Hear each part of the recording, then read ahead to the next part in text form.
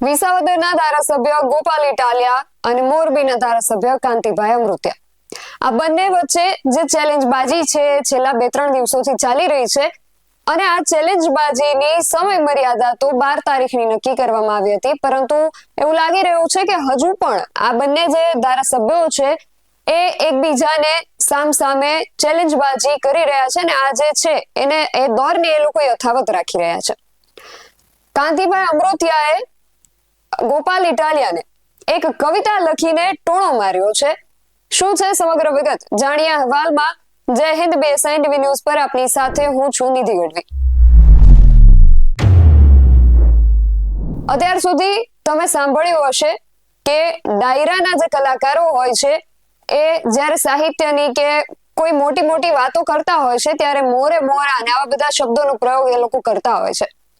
પરંતુ જે લોકો રાજકારણીઓ છે, જેને પ્રજાએ પોતાના પ્રતિનિધિ તરીકે એટલા માટે ચૂંટ્યા છે કે વિકાસના કાર્યો કરે, એ લોકો એકબીજા માટે આવી અણછાજતી ભાષામાં આવા શબ્દોનો પ્રયોગ કરે છે ત્યારે એમનું જે પદ છે એના ઉપર ઘણા બધા પ્રશ્નો ઊભા થાય છે કે પ્રજાએ તમને આ મોરે મોરા અને આ ચેલેન્જબાજીઓ કરવા માટે નથી ચૂંટ્યા.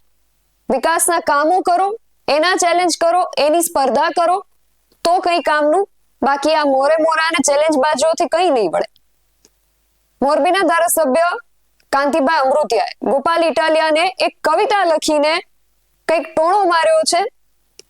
કાંતિભાઈ અમૃતિયાએ પોતાની કવિતામાં લખ્યું છે કે જ્યાં કામની વાત કરવી ત્યાં કરે આક્ષેપો વાંજ, ગોપાલભાઈના બોલમાંથી ટપકે ખોટી સાંજ, વચન કરે વાંકો ફરે કરે વાઘડી વાત, જન્મે નહીં નેતૃત્વ ત્યાં જે ફક્ત કરે કિલકાટ, સાચા નેતા નિર્મળ રહે કરે જનહિત કામ, ગોપાલ કહે મને ફક્ત જોઈએ મંચ અને નામ, જૂઠ અને કટુ વાણીથી નહીં બનાય નાયક, પ્રજા જાણે સાચું નરસો તો મળે પાઠ ભાયક, સંસ્કાર વગરના શબ્દો જે વાંકે મંચે બોલે, ચૂંટણીના મેદાનમાં એને પ્રજા હળવે તોલે.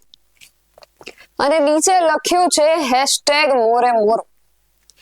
મોરે મોરો આ ભાષા શું એક ધારાસભ્ય ગજાના જે નેતા છે એમની પાસેથી અપેક્ષિત હોય છે?